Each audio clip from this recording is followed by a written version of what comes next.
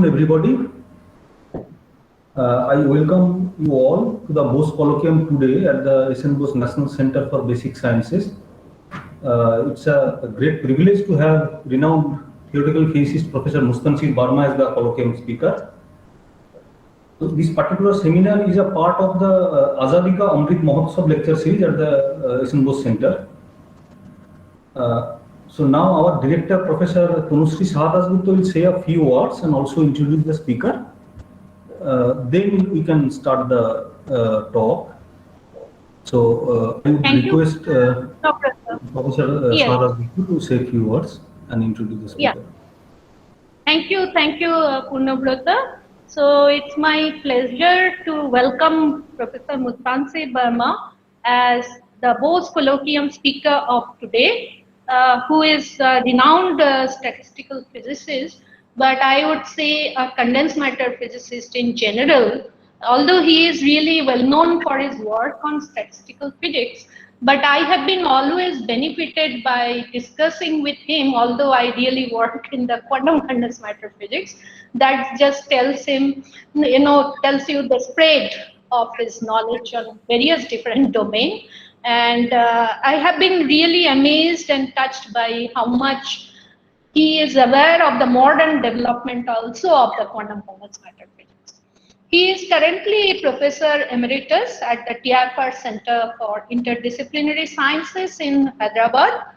Professor Barma, for those who don't know him, for the younger people in the audience, he obtained his BSc degree from St. Xavier's College in Mumbai and his PhD from State University of New York at Stony Brook.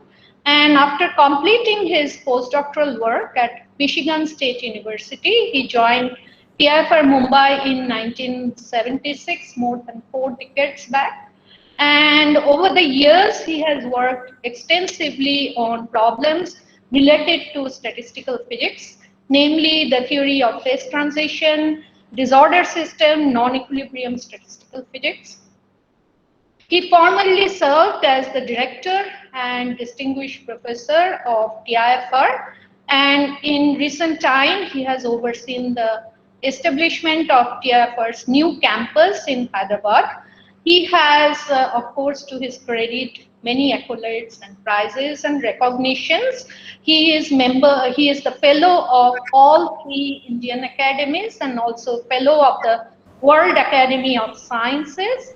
Among the accolades he has, I think it's worth mentioning he is the recipient of SN Bose Birth Centenary Award, which is probably very pertinent to this Institute of Indian Science Congress, and he was conferred the Padma Shri by Government of India in the year 2013, apart from being recipient of the Shanti Sharoop Bhatnagar Award. So, Professor Barma, I'm looking forward to your talk as always and having a stimulating interaction.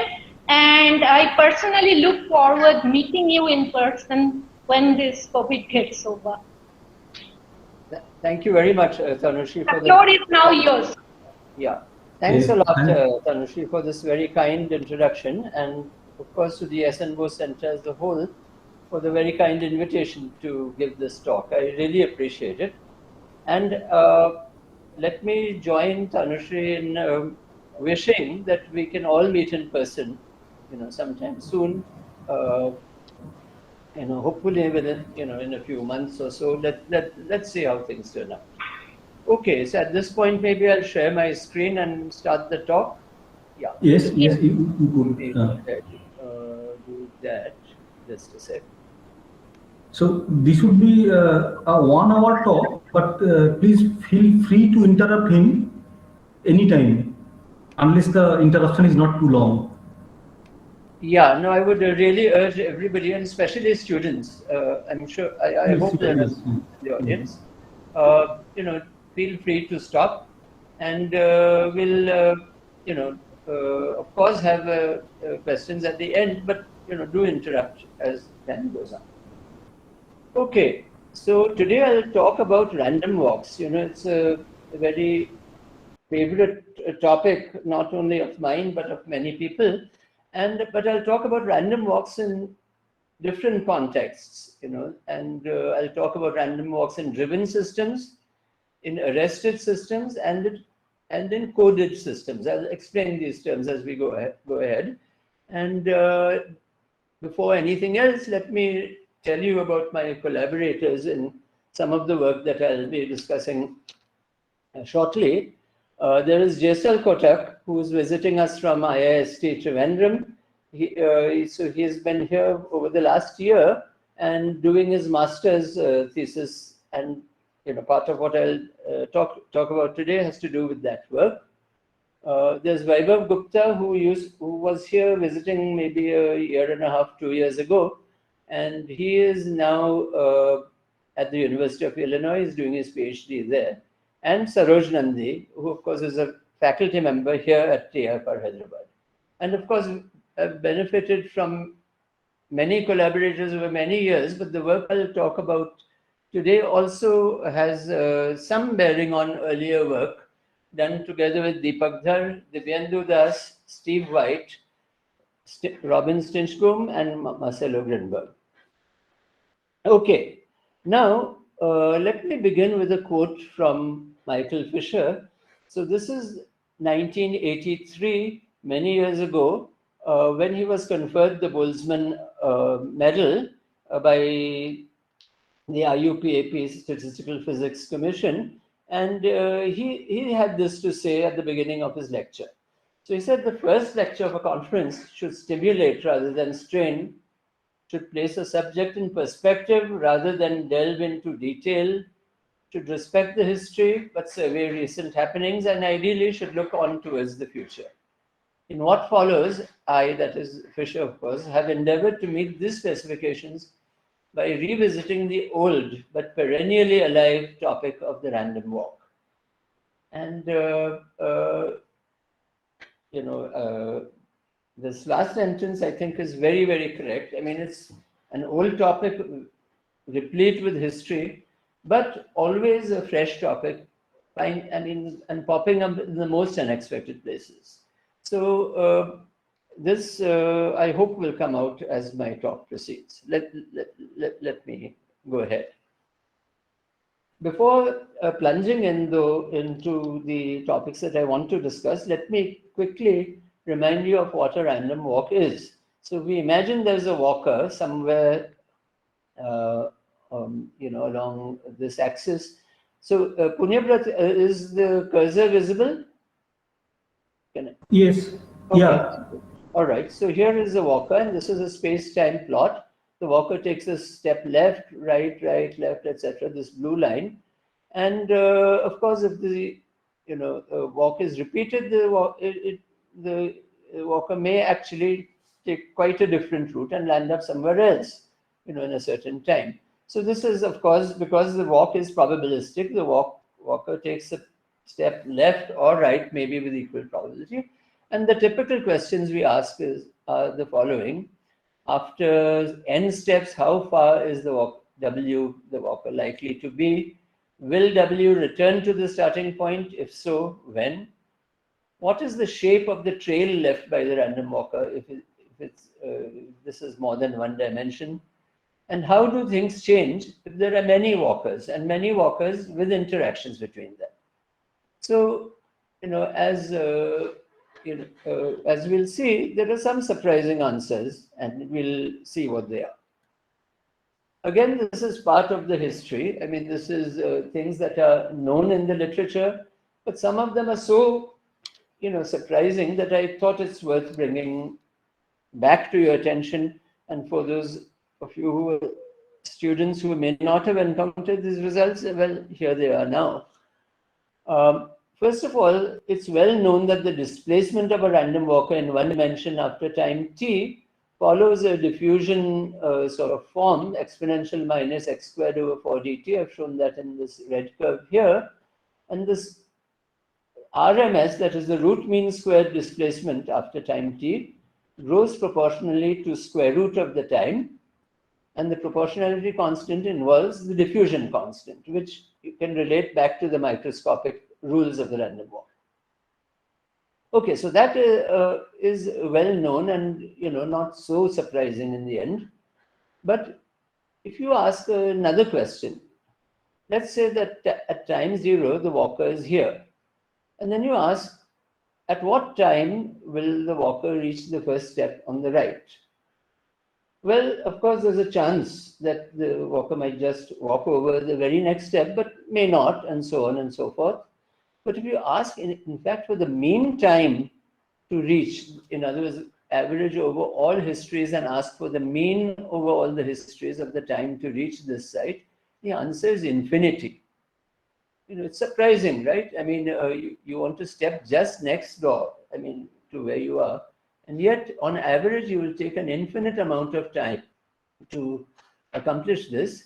And the probability to reach that spot after some time t, at some time t, in fact, decays with a very, very slow power, which accounts for this strange but true fact that, you know, even to visit the very next site takes infinitely long.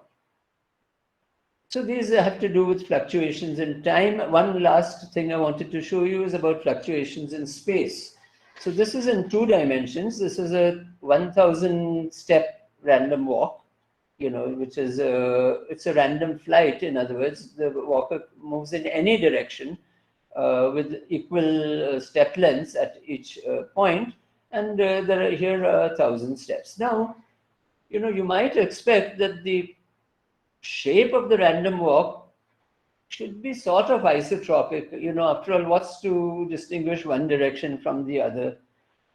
Not so. It's not true. You know, I mean, so if you take a typical shape of a random walk in 2 dimensions, well, here's an example. They're quite anisotropic. So in fact, if you were to take this object, you know, and measure the moment of inertia, let's say, by assigning a mass at every point, you'll find that the ratio of the average moment of inertia along the long axis to that along the short axis is close to 5. It's quite large. It's actually 4.99. This is a theoretical result, you know, and it's not exactly 5, but still I found it quite astounding that individual walks do not leave an isotropic trail. Of course, there is isotropy, but that is on averaging over many, many walks. If you average over many walks, of course, the answer is isotropic and given by the solution to the diffusion equation. Okay, let me proceed. Now, the last thing I wanted to say in a general way before going on to the topic of my talk is to talk about interacting random walkers. You know, suppose you have lots of random walkers here shown in these figures, and these are doing some sorts of random walks. They're moving around in in space as time passes, but they interact with each other. For instance, depends on what the interaction is. I mean, like you could have a repulsive interaction, an exclusion interaction, which forbids walkers from crossing, in which case it turns out that if you follow one world line, the world line of a single walker, this root mean squared displacement is actually curtailed quite a bit. I mean, it's a caging effect. It's physically understandable because the walker cannot exceed the one on the right or on the left. The RMS displacement grows as slowly as t to the 1/4. You could also consider other sorts of interactions between walkers. For instance, they may coalesce. They may be very sticky. You know, so 2 walkers may just join up and then move as one, and then in the process they may join up with others, and so on and so forth. And you can see that the density of walkers will fall, and it will fall like t to the -1/2. Another example, of course, is if walkers annihilate rather than coalesce. When 2 walkers meet, they may just disappear. Okay, and if that happens, again the density will fall, again as t to the -1/2. As we go ahead, we'll have occasion in our problems, that the problems we'll discuss, to come back to some of these results. So what is it that we will discuss? So as I said, it continues to be a source of surprising results. I've told you about some results which I found surprising. I shouldn't hope, but maybe you did as well. But the other thing is, besides surprising results, they pop up in surprising contexts, and this is what I want to bring out as well. So here's an outline of what I'm going to talk about. As I said, I'll talk about 3 topics. The first has to do with field-driven transport in a random medium. So there's particles which are trying to do random walks through a medium, but the medium is a random medium. And to help them along, at least ostensibly to help them along, is a field which tries to push the particles down. As we'll see, it's a double-edged sword, because the field not only helps particles, it also hinders their motion, as we'll see shortly. And here are some of the results that we'll derive. I've just put them up, but we'll wait till we get to those. So this is one part of the 3, one of the 3 parts. Here's the second. I'll be talking about arrested states. Arrested states are states which are obtained when you quench or cool something very fast, so fast that it cannot equilibrate. When you do that, you might end up with a system like a glass or a spin glass or some other sort of hindered state. And I'll be talking about a particular state that results in a particular model, and we'll see that the time-dependent properties of that state in fact involve the properties of annihilating random walkers. And you will see where the walkers come from. See, in the first problem, the walkers are pretty apparent. They are actually particles which are trying to do random walks, biased random walks in the direction of the field. Here, you have to look a little bit and you find them anyway. But the last topic that I'm going to talk about has to do with fluctuating codes. So suppose you want to send a message. Here it is 100101, and you don't want others to know what it is. What you do is you bury it in a whole big string like this. Okay, and we'll see what happens. And interestingly, the random walk aspect is the message itself. The message itself does a random walk in this medium or the sea of redundant stuff that you've put in. But wait till we get to it. So let me talk about the first topic first. Here, transporting a random medium. Here is the random medium. It could be the some slice of or the middle of a rock or something, and there are pores here. And here's a particle P which is struggling to go down under gravity.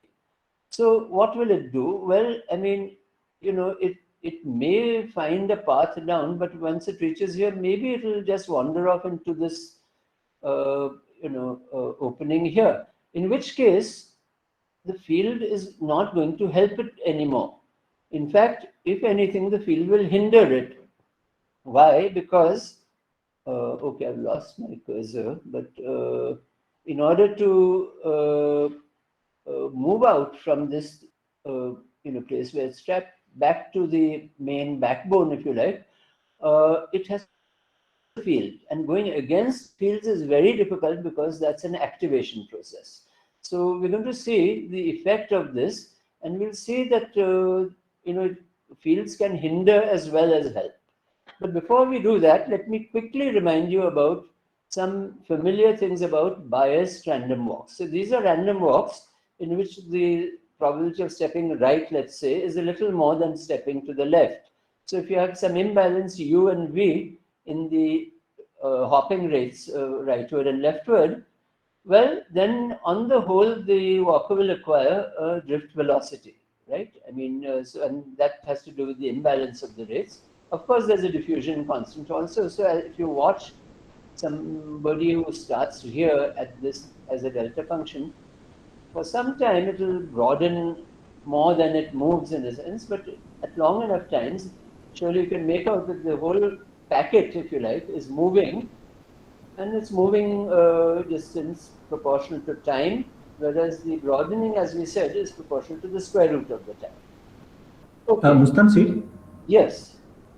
Go ahead. So the particles are still non-interacting.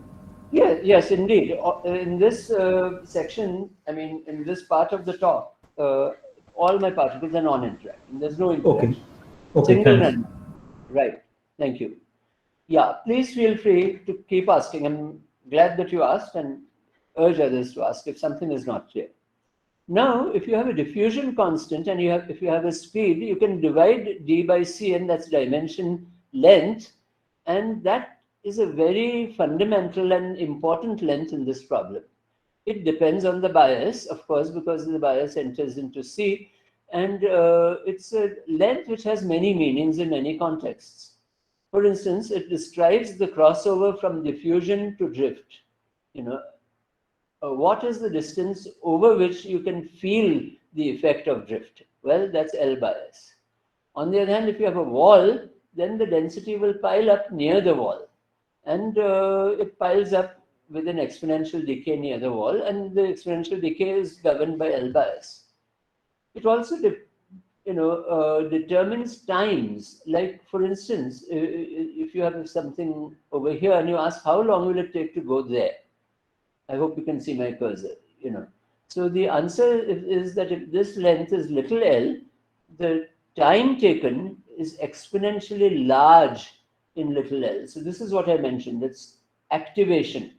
The Kramer's activation problem, where you have to activate against a potential barrier, is exactly what's going on here, because the potential is set up by the field. So therefore, when we are talking about this problem of a walker going through a random medium, here depicted by an infinite percolation cluster, you can see that there are traps in which it will get trapped because it takes so long to get out. On the other hand, there is also a chance that it might, go along the backbone and go from one end to the other without too much hindrance. Of course, it will go up into branches, come out. So actually, what does happen? What wins out? Is it drift or is it trapping? Anyway, the answer is that at low bias, see, if you have zero bias, there's no chance of a velocity, things only diffuse. But if you have a low bias, then you have the regime of linear response theory, and indeed you pick up a drift velocity. So drift is guided by the field. But as the bias increases, quite a different thing happens. The trapping effects dominate, and they dominate to the extent that they kill or make the drift velocity vanish. So here's a plot of drift velocity versus sort of sketch, I should say. And you can see the linear response regime. The drift velocity rises for low bias, but for high enough bias, it is going to get trapped. Now I'm claiming this, I'll try to substantiate this claim. And the way it goes is that it goes and bends over, and at some point it vanishes. So this is, of course, assuming a particular distribution of, let me call it branch length. So a very simple model of this more complicated geometry is here. It's called the random comb. There is a backbone which allows movement, and there are branches of different lengths. If these are distributed exponentially, which is what I'm going to assume at the moment, you see there are two competing exponentials. One is the exponential decay of the probability of having a long branch.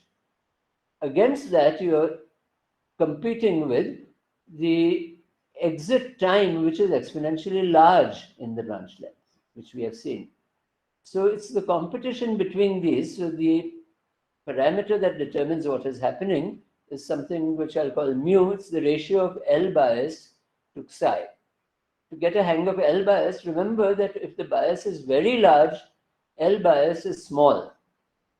And if the bias is small, L bias is large. Okay, so it's the regime with small l, namely mu less than 1, in which you have anomalous behavior, it vanishes. So this was a problem that was well studied in the 1980s. It was a subject of some controversy, which I believe is now sorted out. And the answer is indeed what I've shown here. The drift velocity does do what I said here. But recently there's been a revival of interest in this problem, and there's an interesting article by Demarel and Mays a few years ago, and I will be coming to that. But let me come to the following point. This has to do with Jaisar's work while he's been here, he's still here at TR Hyderabad. And the main point one wants to make is the following, that so remember this parameter mu, when it's large, is very harmless. It doesn't do anything. Mu small is the regime in which the drift velocity v is 0. Here is the ordinary linear response regime. So the main point one wants to bring out is that between these two regimes is another regime in which the velocity certainly is finite, but fluctuations are anomalously large. Now, so just to show you some numerical plot, have a look at this figure. So there's a red, blue, and black. Black is non-anomalous. So what we are asking is, if you start out this random walker, a bunch of non-interacting random walkers at sometime 0, where will they reach? Well, so this is where they reach if we are in the good transport regime, where the velocity is finite and nothing much is happening. In fact, this profile may not be very apparent because of the noise here. Is roughly Gaussian. It will approach a Gaussian. On the other hand, in the deep trapping regime, you have this red curve, in which case the particle has hardly moved. I mean, although much time, 2000 time steps have passed. But in between these two regimes is another one where the particle is moving. It's moving with a finite speed, but it's spread. The spread is quite anomalous. You can see the shape is anomalous for one thing, and it's spreading quite a bit, although not so much time has passed. So indeed, this is there is a regime of this sort, and this is what I would like to tell you and establish a little later. But the manifestation of this as a function of, in the other way, is to ask how long does it take? How long does it take, rather than asking where have you reached at a fixed time? Ask, I have a fixed spot in space and I want to ask how long will it take. So this time the color sequence is reversed because the black reaches fastest. Okay, the red reaches very, very slowly and it has some sort of crazily large spread. But in between is our blue regime. The blue regime, it does reach in some sort of sensible time, but there is a long tail, and that tail leads to an anomalous fluctuation. So how can one go about this? How can one go about establishing this? Is there a question?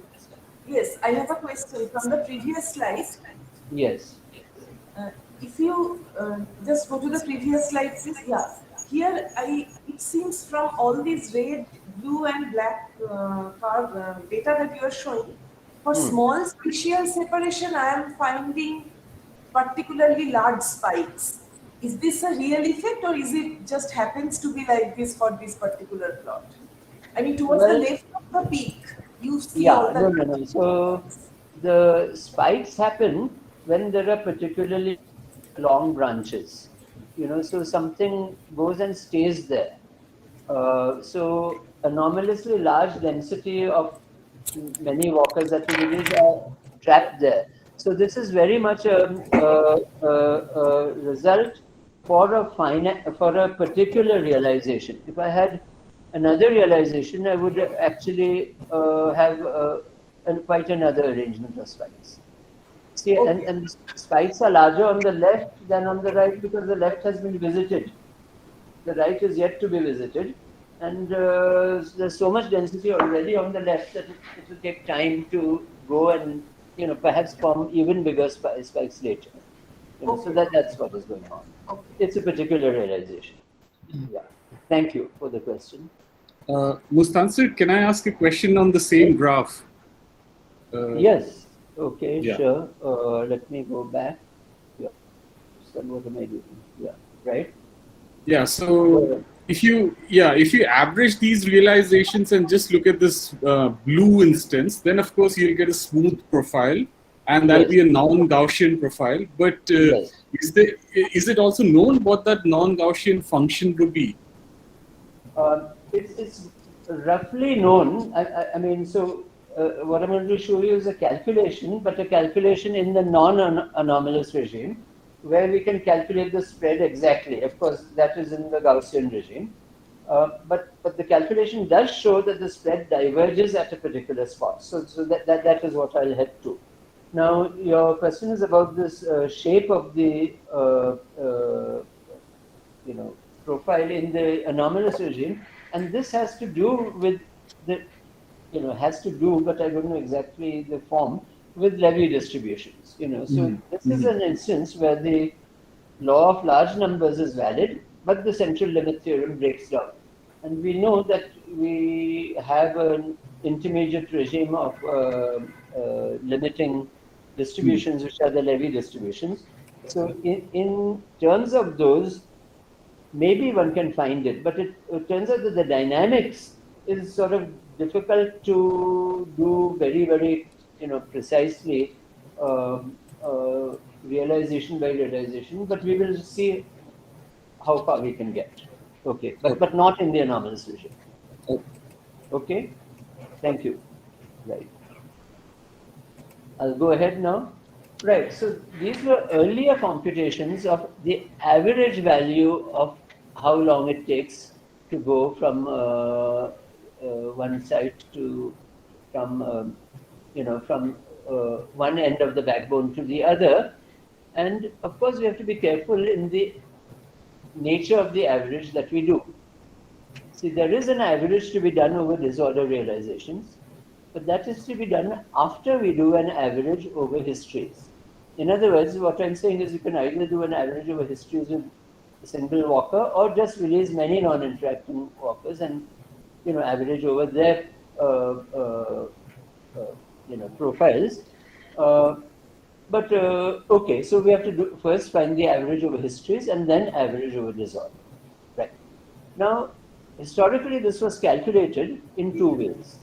One is, you look at the problem in steady state, put this on a periodic ring, and then just ask what is the steady state, and you can actually find it exactly by noticing that there's no current in the backbones. So although you have a large pileup of density in the backbones, there's no current, and you can actually compute the density. Once you can compute the density everywhere, it's a simple matter to find the mean. You can find the current and therefore the mean time taken to traverse end sites. So this is the approach we took many years ago. There's another very nice approach, which I'm calling the kinetic approach. And that is, you don't wait for steady state or anything, you just follow each path. For instance, here we go, and we come to the first branch, it goes in, comes out, here goes forward, goes in, out, in. I mean, it can do an in out many times. It can even go back in principle, because there is a back rate, right, at least at the moment, and so on. And this was the approach followed by Balakrishnan, Van Rock, and Cocktail later.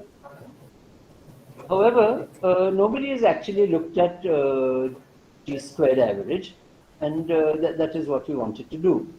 So the first approach is simple and direct, but it can't be generalized to find higher moments.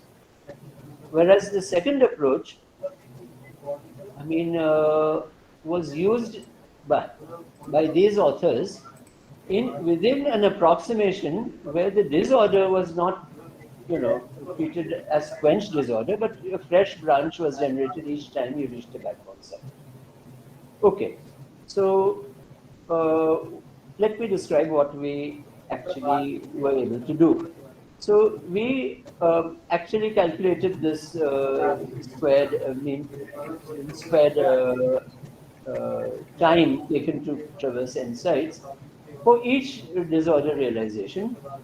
Okay, using this kinetic approach, which was the second approach, which follows the particles as they go in and out, except we do it in a particular limit where we think of a field which has components which are very strong along the backbone and moderate and not so strong along the branches, so that back traversals on the backbone are not allowed. Okay, so there's a particular limit you can take, theta going to 0, E going to infinity in such a way that this happens. Fine. We call this the forward transport model. And what we do is basically do this calculation of many traversals into branches, etc. etc. Now, there's one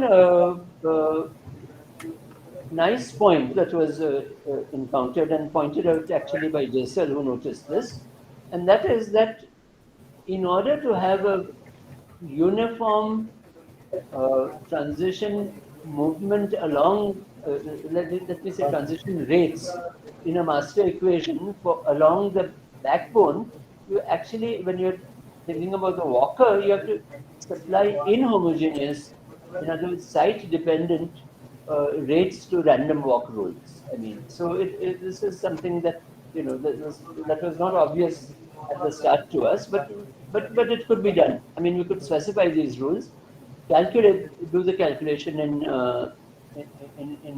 full form. Of course, I have to say, a crucial ingredient in this were the Kanta and Balakrishnan in the 1980s and Pottier in 95, having to do with first passage return times in a branch of length L. You see, so here I've shown some numerical data. The exponentially large time it takes to come back, from a branch of length L grows very rapidly with L. So you can see that between 10 and 15, 15 is practically flat. It's actually not flat, it's just taking long. And 10, so you can see the first return time is enormous in a branch which is quite moderate in size. Okay. Okay, here is the answer of our computation. Of course, I'm not going to take you through it. So this is the exact analytic answer for the spread of transit times. And this holds if the bias, this ratio is larger than 2. Notice that the velocity vanished is larger than, the velocity vanished when this ratio is less than 1. Yeah. Manning হবে for his positive comment. Sorry, can you repeat? No, I could not. Hello? Somebody have a question?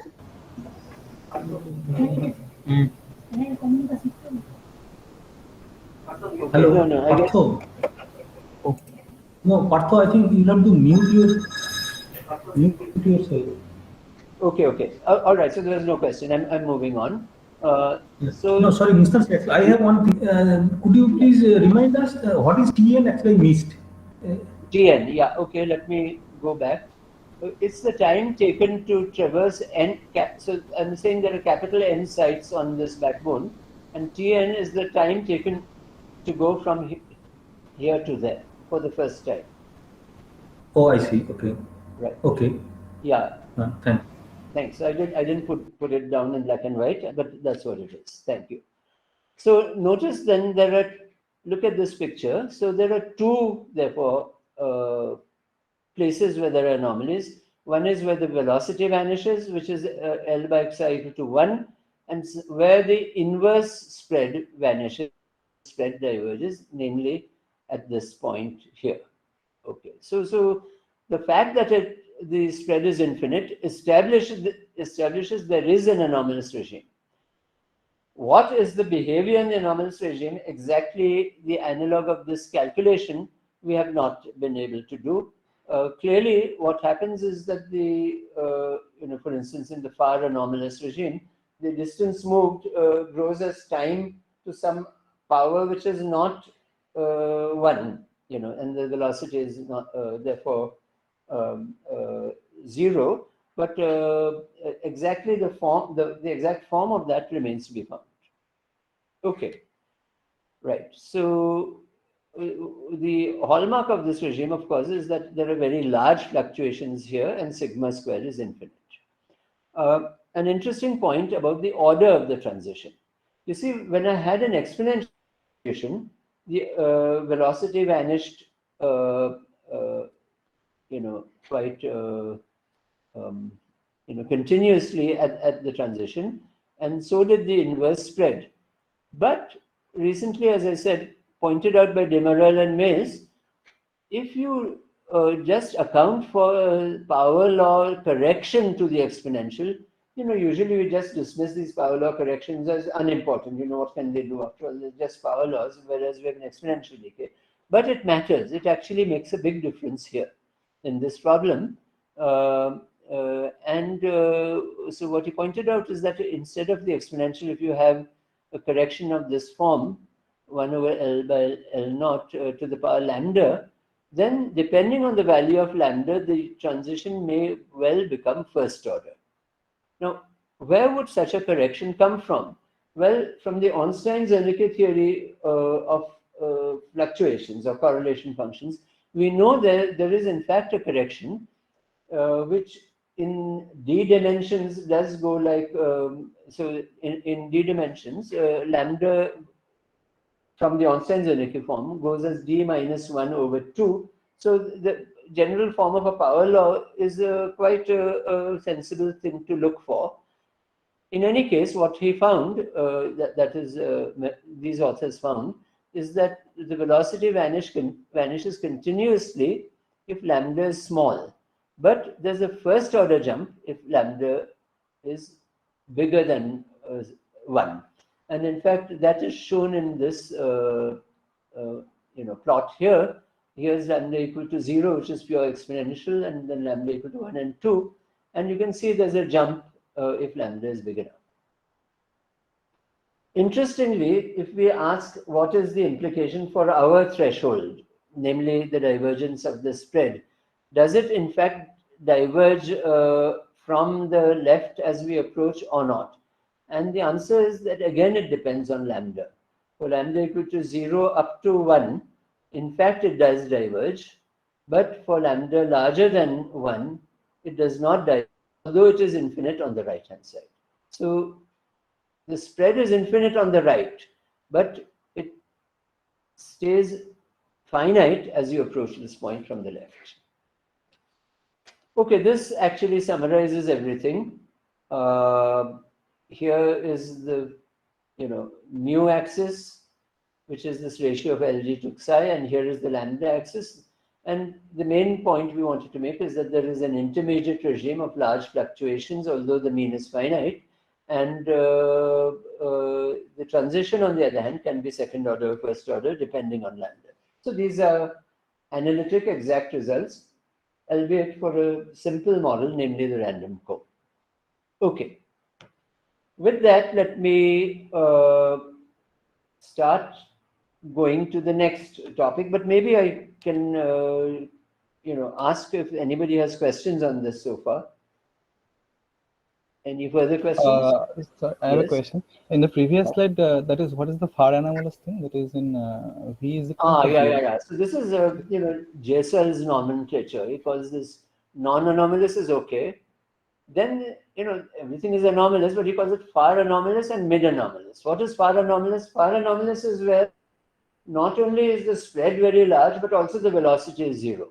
So far anomalous means the velocity is 0. Okay, velocity is 0. Mid anomalous means velocity is not 0, but the spread is much faster than so normally you say the variance grows like n. Here the variance grows faster than n. Okay, so this is what it is, faster than n. Okay. Variance. So the root mean squared fluctuation grows faster than square root again. All right. So V is 0 means is it not driven, or I mean, can you repeat? Is V is the drift velocity, or yes, V is the drift velocity. It's not driven then. The particles are not driven then in that case, right? No, they are driven. No, they are driven by a field. Yeah. And they move. So if you ask how much do they move as a power of the time. For instance, they may move like time to the 1/3. So the distance, it would be time to the 1/3. So if you divide, what should we divide? distance by time. That will be like time to the 1/3 divided by time, and then we get. I hope. So that will go to 0. So if you, For long enough time. Okay. yeah, so it moves, but it doesn't move, proportional to time. So, by the way, a small point I'll just say, referring to the controversies of the 1980s. In this matter, it's best to think of velocity in the way we learn about it in school, namely it's the distance moved divided by the time taken. And don't get into more fancy definitions that we learn in college and university, and unless you use them right. Okay, I'll just leave it at that. I mean, if there are further questions later, I'll answer. Yeah, Mustansir, you have another 15 or 20 minutes. I have 15 or 20 minutes. Oh gosh. Yes, I mean between 15 to 20. Okay, all right. We'll try to manage. Okay, so now I'll and the way I'll manage is I won't go into such detail about everything else. So here we are. We are going to talk about random walks in another situation, and that has to do with a situation in which the walkers are domain walls. So in what context does this arise? So it turns out there's a model known as the actual nearest neighbor, so-called ANI model, which is a model of competing and ionizing model with antiferromagnetic next neighbor interactions. Let's say ferromagnetic nearest neighbor interactions. Now, if you take a model like this and you quench it very fast, you take it from t equal to infinity to t equal to 0, then you can land up with states which are different, in different regimes here, like this is one, this is another, etc., etc. These are states which are not the ground state, because you're not able to reach the ground state because the temperature is 0, and you cannot have moves which raise the energy. So these are not thermalized systems. Since you're putting it in a 0 temperature bath, the microscopic moves that you allow in your dynamics can only lower the energy or maybe be equal energy moves. So with the particular dynamics that I am advocating here, namely 2 up go to 2 down, the reason for this strange looking dynamics is simply that it actually corresponds to well-known Kawasaki dynamics. If the sign of J1, if this is an antiferromagnetic, this is an exact mapping, but this is convenient to think about. But as I said, the important thing is we allow only energy lowering or energy equal energy moves. Now, I'm going to focus attention on only one of these regimes, namely regime number 2. Okay, and ask what is the dynamics like in this state? First of all, what is this state? Now, it's an arrested state, but it doesn't mean that there's nothing happening. There's quite a lot of things happening in this state. They're dynamically alive, and I've named it ferrofluidic, not really the normal meaning of ferrofluid, but it's a very easy to move ferromagnetic state. It has domain walls, which I've just shown here, which separate large stretches of ups from downs and ups and downs. That's all. That's all. That's what it is. But what we find is that these domain walls, of course, do random walks. Why is that? Because these two, for instance, spins may flip up, in which case this domain wall moves 2 units here, or it could be that these two flip down, in which case it moves there. So this is a perfect random walk. But what are the rules of the random walk, in the sense that if a domain wall comes too close to another, what happens? Then it turns out you have to analyze it a little bit in detail, and what you find is very interesting. The interactions depend on whether the walls are separated by even or odd numbers of spins. If it's an even number, then the walls annihilate. This is actually easy to see because you can come up to 2 up, flip those 2, and then the walls go away. Therefore, as time passes, all these even separations of domain walls, all those walls will go away. This is exactly our annihilation of random walks that we talked about. But in steady state, then, only odd separation domains remain. And then it turns out, if you track what the walkers can do, they can move by 2 steps each, but the like here this picture showing it, they cannot come closer than 3 units together. In any case, there's a short range repulsive interaction. So these are repulsive interactions, short range between random walkers. Now here is a depiction of what can happen. You can see like 2 walkers are meeting and annihilating. These were even spaced away. But then there are others which just meet and repel. So this is the sort of general picture. There are 2 types of walkers. That's what you have to remember.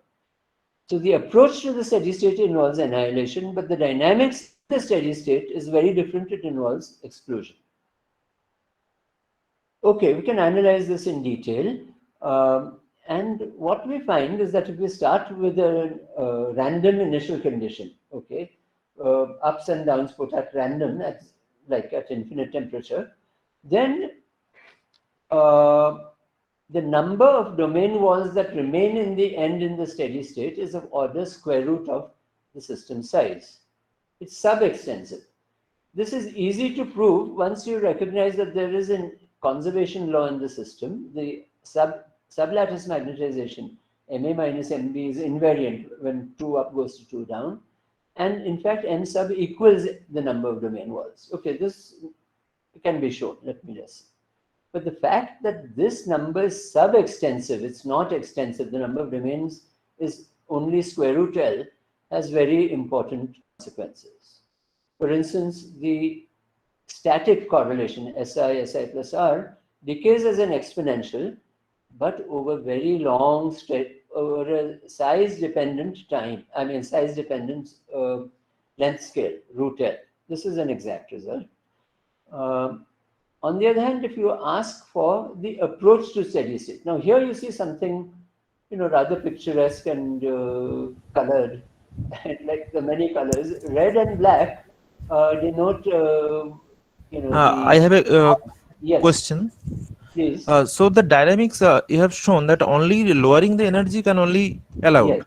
So how there can be a steady state? I mean, after a certain time, You're right. all the particles should be in the lowest state, and there will be no dynamics anymore. No. So the answer is that it goes to a state. It's not a single configuration. It goes to a state in which the energy is constant. Okay. The conservation is important. Okay. Conservation is very, very important.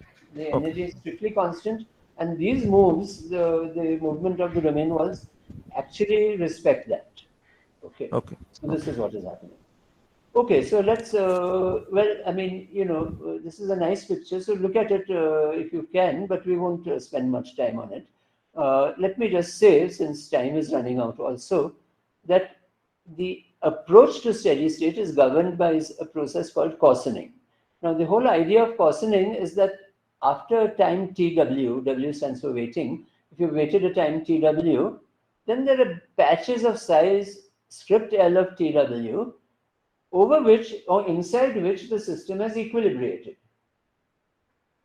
But if that is so, then inside those patches, we can replace the answer for any correlation function by just taking the answer that we had for the finite size steady state and replacing capital L by this L, right? And here you'll get your time-dependent answer. Indeed, you will, provided you know how L grows with time. Okay, so the answer is that L, you can, I will not get into the full details of the argument. Just take me on trust for this one. L of TW grows as square root of TW.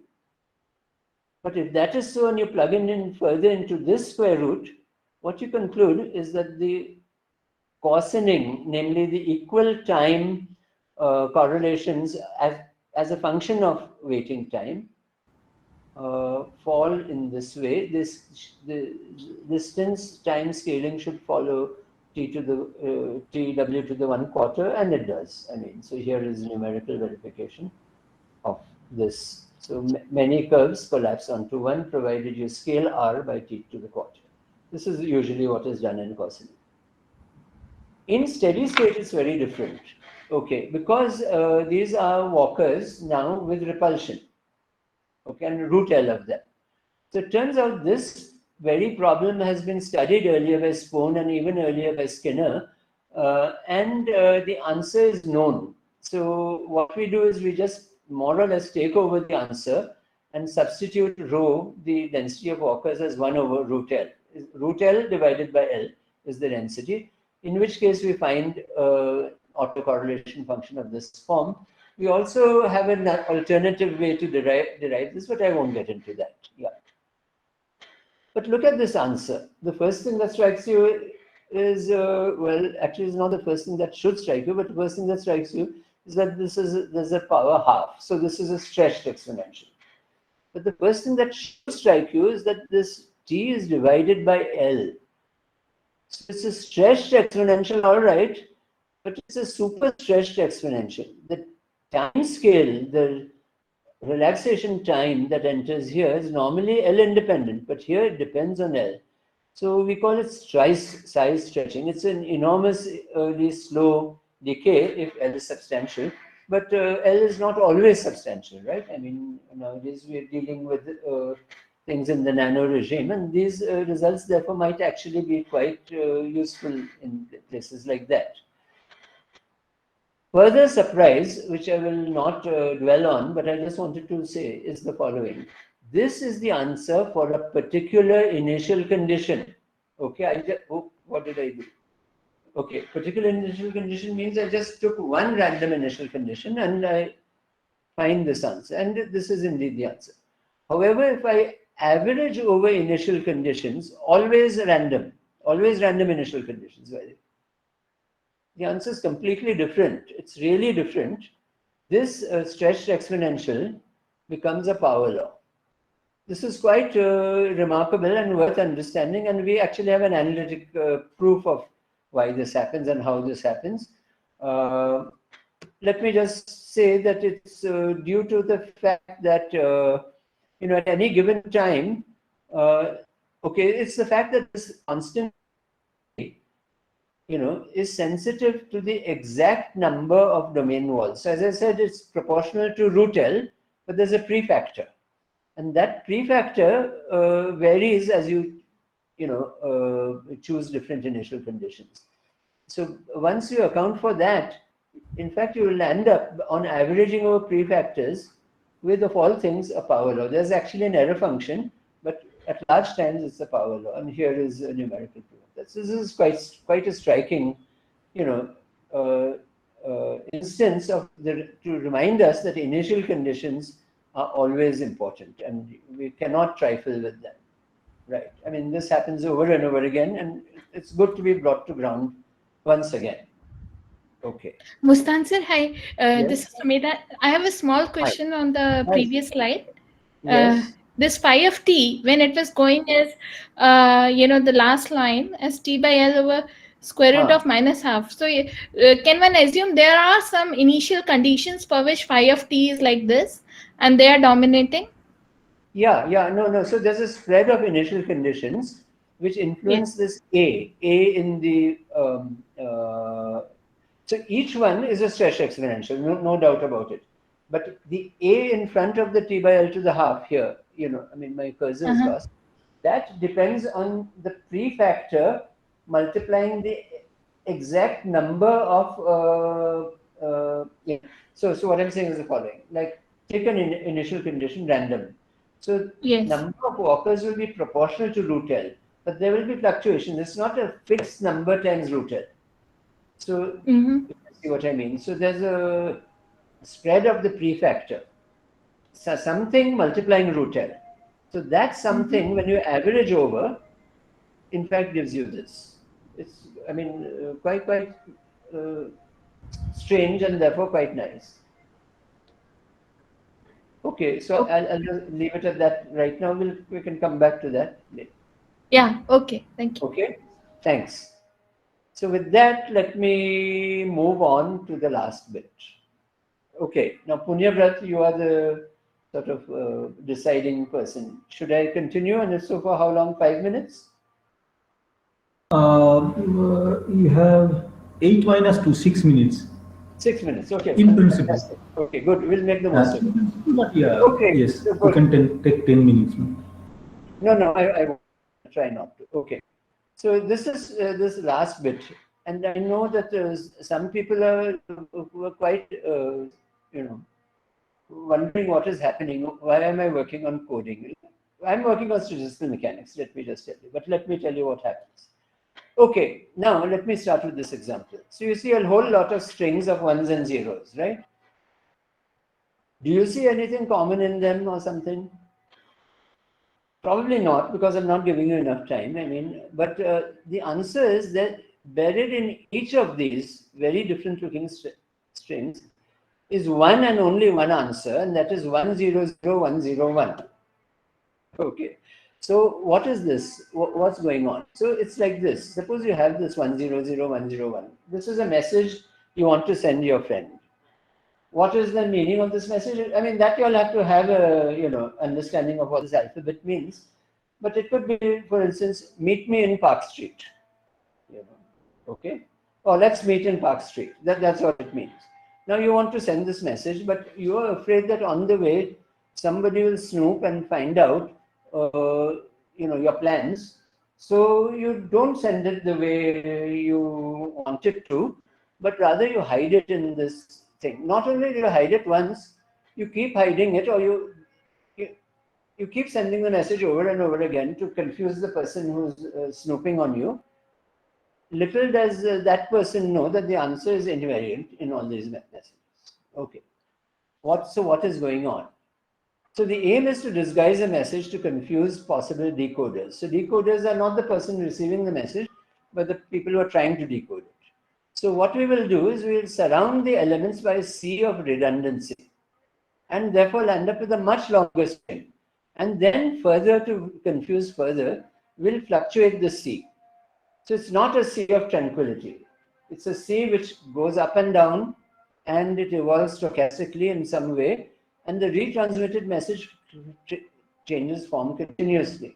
But of course, then the question arises, if it's how is the recipient going to decode the text? Okay, so let me tell you what the decoder tries first. The decoder, being a statistical physicist, tries the following. So he notices that this fluctuating message is indeed fluctuating, but it's not fluctuating everywhere in space, or rather, space means a string, and tracks the places where there's any change at all.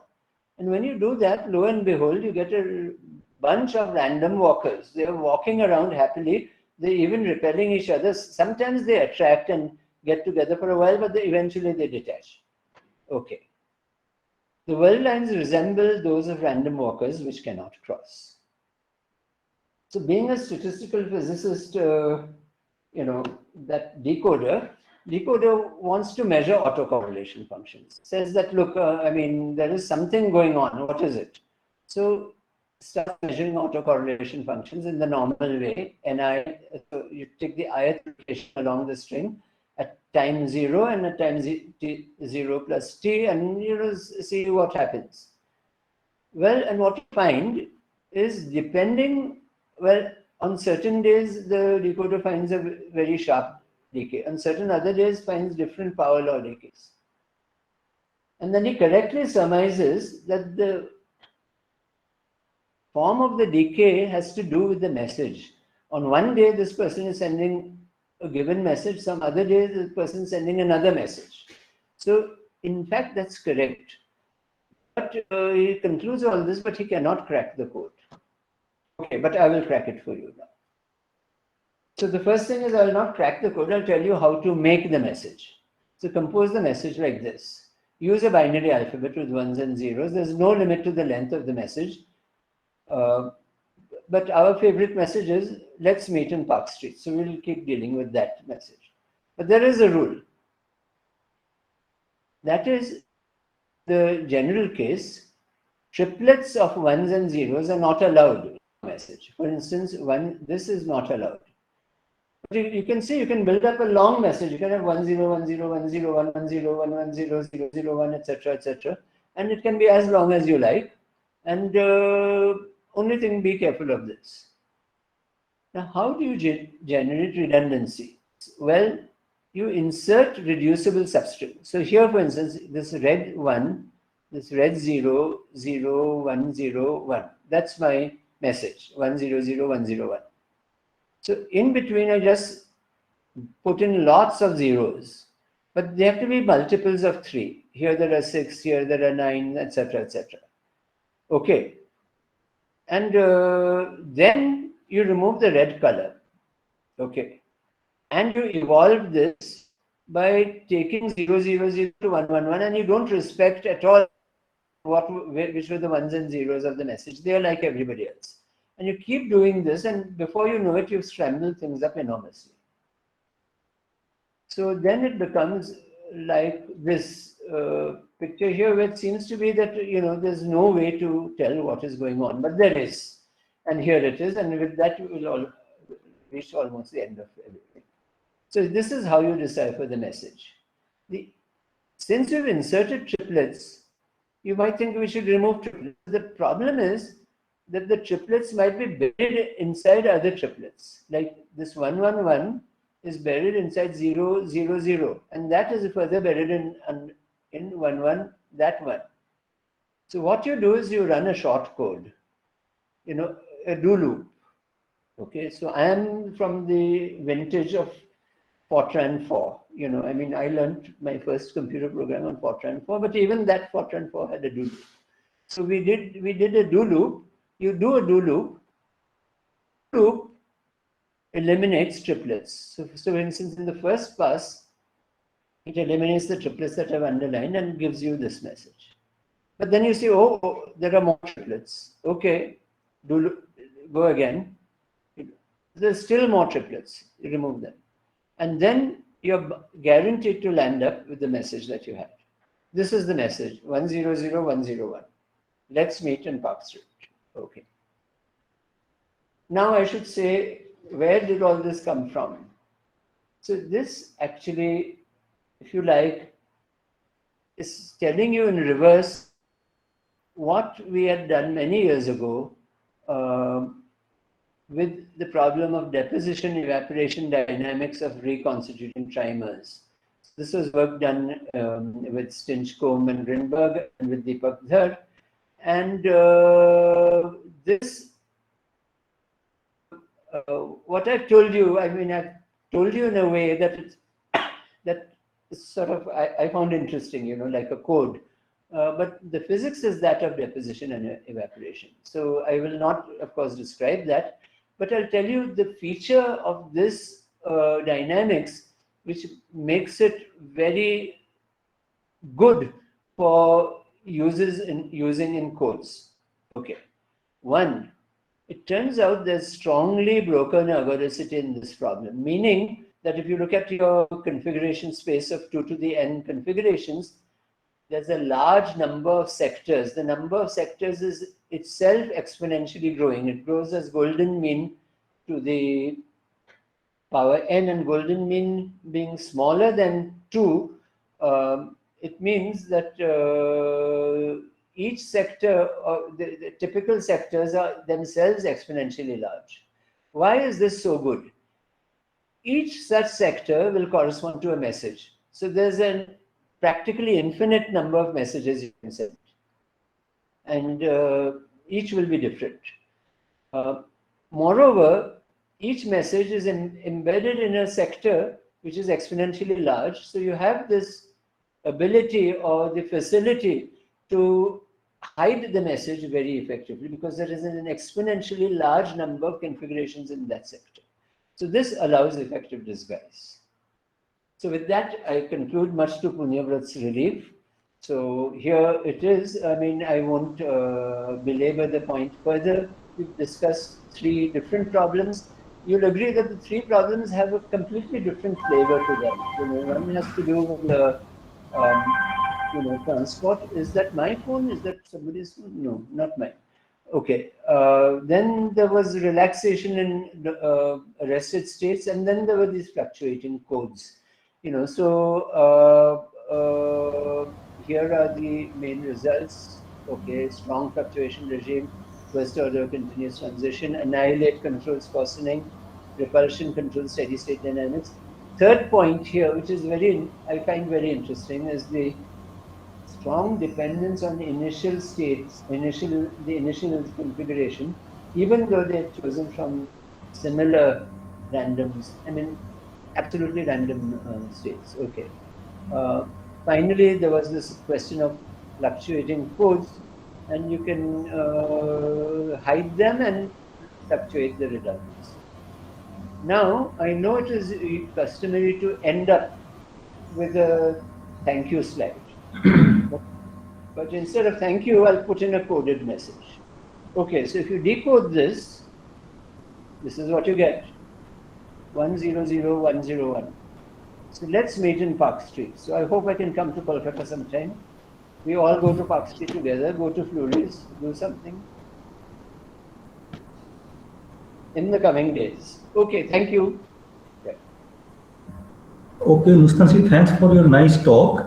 Thank you very much. So now it's open for questions. So either you raise your hand or you, I think, feel free to directly ask question to Mustansir.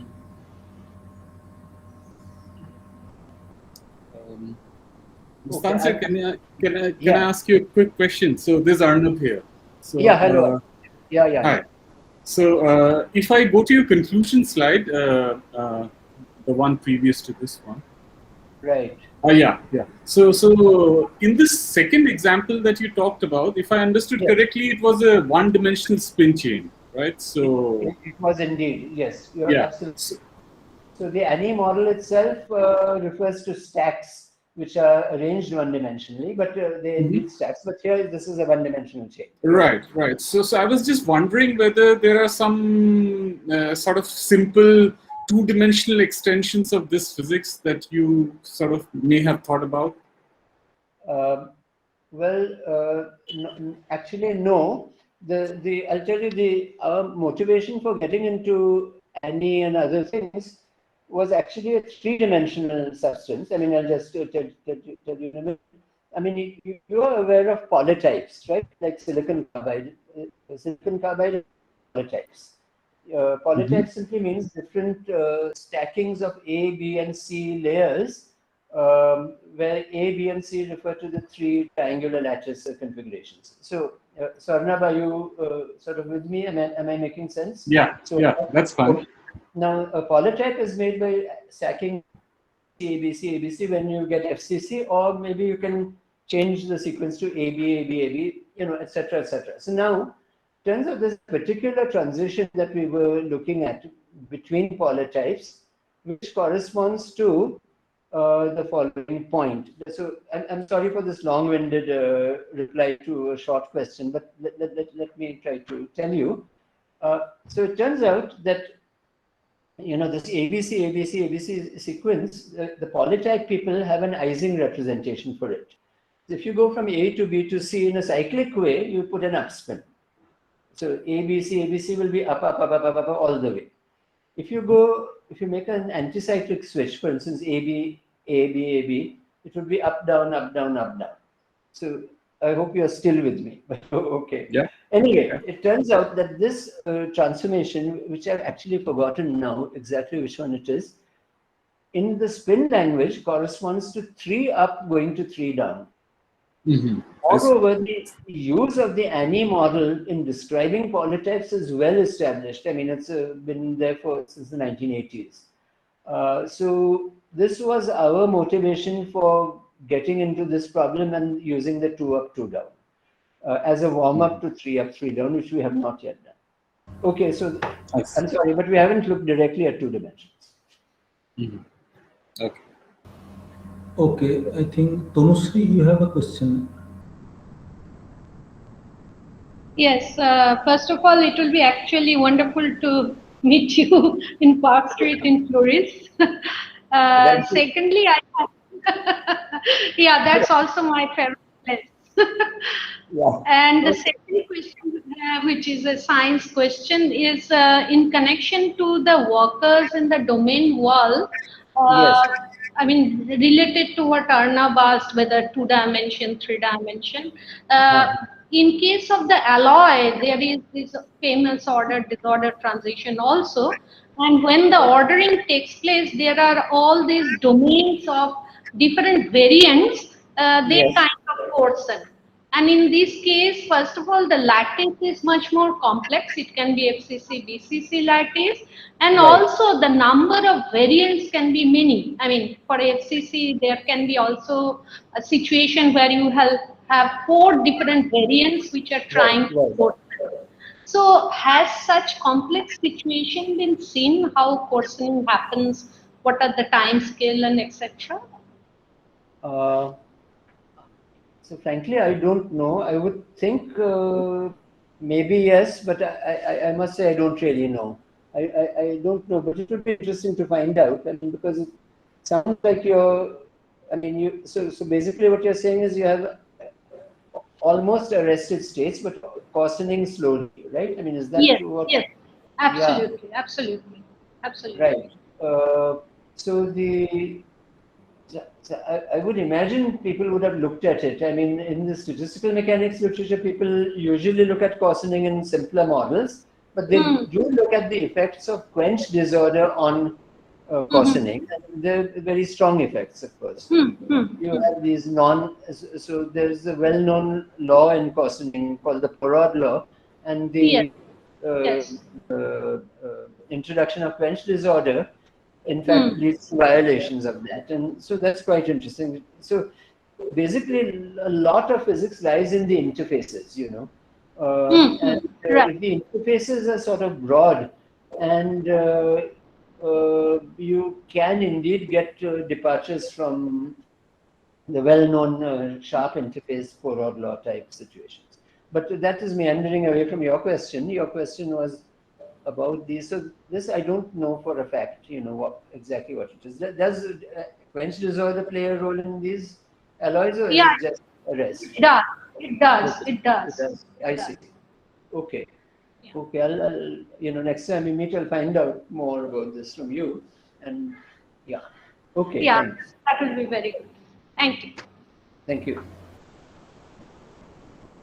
Okay, any other questions? Is there any student in the audience? Okay, Mustansir, I have one. Good. Yeah, go ahead. Okay, Anirban, go ahead, please. Anirban had one question, so you please go ahead. Right. Okay, thank you. I have a question in the first case. Yes. In the first case, as far as I understood the model, we are trying to observe the dynamics of a particle in a two-dimensional plane driven, and there are some disorders. So in okay. Yes and no. Okay, let me just go back to the first one.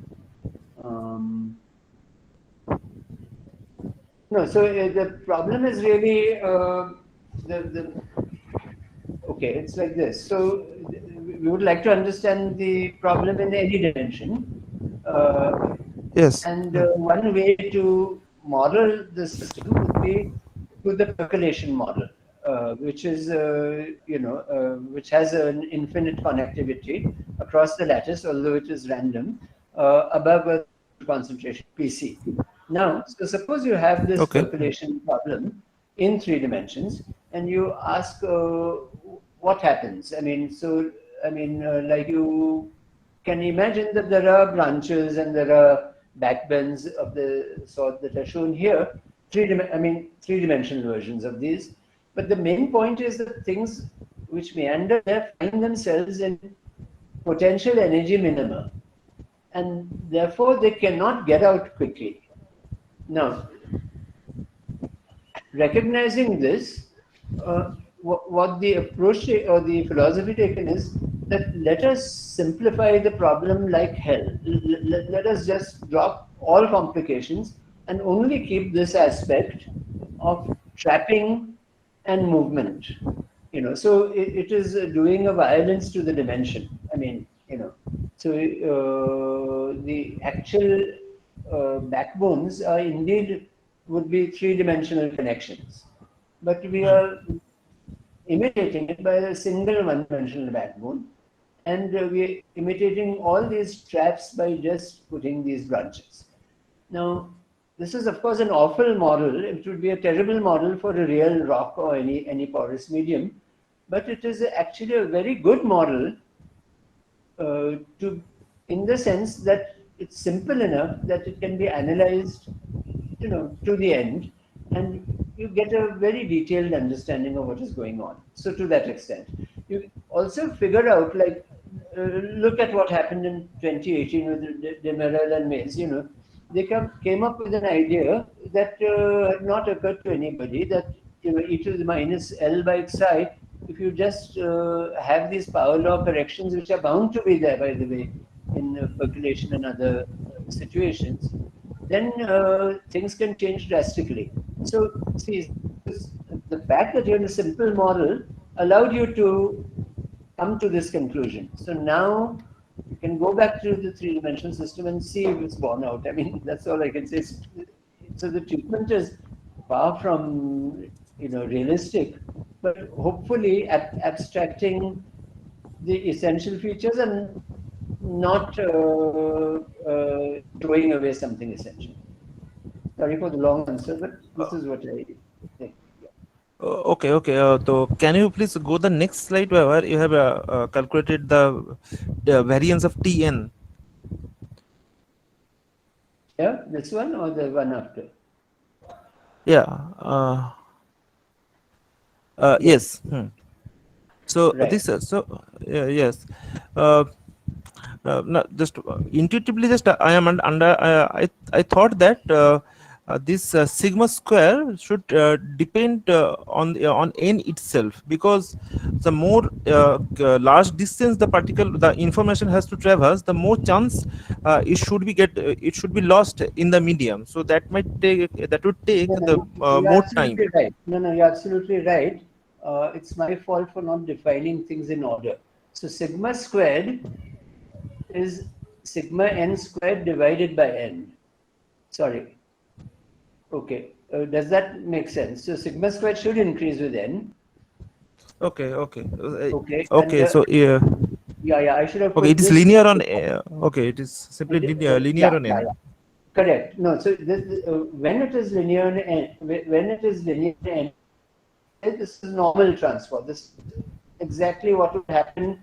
For instance, if we had a Gaussian spreading, like root dt, and whereas t is proportionate. So this is the normal behavior, and we are saying that in the case where we do have normal behavior, we can define this ratio, and this is the answer for that ratio. Okay. But thank you. That's a very good point that you noticed, and I'm sorry for the notation. Okay. I understood. Thank you. Yeah. Thank you. Okay, Mustansir, related to this one, I had one question, that this random comb problem. Yes. I mean, it's a quasi 1D problem. Yes. But I mean, can you think it as a 1D problem, but random waiting time? I mean, it's simply that or more? Waiting time distribution. Yeah, no, I think you can. See, look at it here. No, but this waiting time should be. This waiting time should be just like the trapping time that you have, which is exponentially distributed. You also have a competing exponential, namely the length of the branches. That's correct. So you can. That will be missing. So to the extent of trying to find out the gross behavior, it is not hard, because what you can argue, as you did, that this takes exponentially long to come out, and you can weight that with the length, and you can see that the roughly speaking, the time grows as a power law. I mean, the residence times are distributed as a power, and the power is in fact governed by that mu that I said. Yes, so that is absolutely right, and you can make an estimate, but I'm not sure that you can actually calculate everything exactly. Probably yes, I mean in a way, but you have to account for multiple traversals, etc., in the waiting time. Yeah. Okay. I mean, in that case, I mean, it will be a, diffusivity, random diffusivity at sites, right? Sort of. Random diffusivity. Well, very long waiting times if you have a long branch. Yeah, I mean, diffusivity goes to zero. I mean, in some exactly. limit. Is there a diffusion constant or not in that case? You know, is the diffusion constant finite or not? So the result is the point is that up to a certain point, it is fine. I mean, transport is not, but it's getting more and more anomalous as we get to this point. By the sigma squared is diverging. Yeah. No, that's actually interesting point. I mean, dx goes to zero, but sigma square still can diverge. Yeah, exactly. I mean, that's counterintuitive. That's right. Yeah, so you can't very well invert, I mean, so I have another point. I mean, a naive point. I mean, can you think of this as this? You see, in quantum mechanics, MBL, many body localization. Or Anderson localization, maybe. I mean, there is also the disorder potential, and I mean, I don't know. Is there a connection one can think of, or it's just different? Well, it's a connection I have not thought about earlier. That's all I can say. Because Anderson localization also, you have this disorder, right? There the things get trapped, bound. Correct, but the dynamics is quantum there, no? Right. I mean, dynamics is different, completely different. But I don't know. Maybe they are similar or something. Some similarity is there. Yeah, I think there ought to be similarities, but I've not explored that at all. I mean, in the Anderson problem, of course, the important thing is localization. I mean, that the eigenfunctions may not be spread out and may be localized, but dimensionality will play a role here. So I guess here in one dimension, I mean, in the Anderson problem, all states are localized. So here you do have transport. So I think it's different enough. I mean, this is in the sense that we have a field. We have a field which is trying to help, not always succeeding in helping, but trying to help. Yeah. So I think it's different. Yeah. Okay. Any more question? Okay, then maybe I have another last question. That I mean, interaction, I think, would play some role, right, in this case? Yeah. No, so indeed. So this has been studied in several papers by Ram Ramaswamy and myself in the old days, where we looked at the steady states only, and what that if you have hardcore interactions between particles, the branches fill up. And once they fill up, they stop being very effective as traps for further transport. So you have branches which get filled like that. But the interesting thing is what happens to the backbones here. So the branches more or less fall out of the, they go away from the picture. They're not effective traps. But backbends of this sort are effective, and they limit the current. I mean, and the quick answer is that the velocity does not vanish anywhere, but it is quite non-monotonic in particular regions. Okay. Because of these competing effects. Okay. Yeah. But you mean there is no transition? Interactions have a huge effect. Yes. Some other people. Don't have any transition. Sorry. What? So you don't have any transition there. How come? Can you hear me now? Can you hear me? I can hear you. Yes. Yeah. So I think there would not be any transition. Oh, transition. Oh, I was hearing transmission. That you can't hear me, I thought. Sorry. So there is no transition there. Yes, you're right. Okay.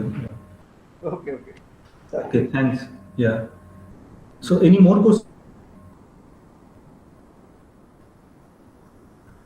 Okay, if not, then let us thank the speaker for this nice talk, and I would like to thank all of you for joining us today. So that's it for now. And Mustansir, thank you very much. No, not at all. And thanks to all of you for listening and for organizing, and look forward to, maybe Park Street. Let's see. Okay. Yeah. Bye. Okay, meeting you something.